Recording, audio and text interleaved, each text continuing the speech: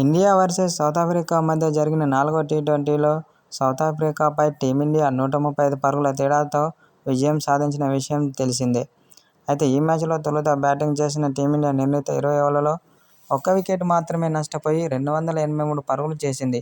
అనంతరం లక్ష్య ఛేదనలో బ్యాటింగ్ చేసిన సౌత్ ఆఫ్రికా 18.2 ఓవర్లలో 148 పరుగులకే కుప్పకూలిపోయింది. దీంతో 135 పరుగుల తేడాతో ఓటమి చెందింది సౌత్ ఆఫ్రికా.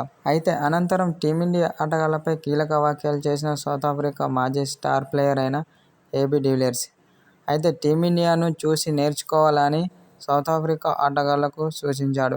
ఎందుకంటే టీమిండియా ఆటగాళ్లు బ్యాటింగ్లోనూ, అటు ఫీల్డింగ్లోనూ, అలాగే బౌలింగ్లోనూ చాలా అద్భుతంగా రాణిస్తున్నారు. కాబట్టి టీమిండియా ఆటగాళ్లను చూసి చాలా నేర్చుకోవాలని సౌత్ ఆఫ్రికా ఆటగాళ్లకు సూచించాడు. అయితే టీమిండియాలో సంజు శాంసన్, అలాగే తిలక్ వర్మ చాలా అద్భుతమైన సెంచరీతో రాణించారు.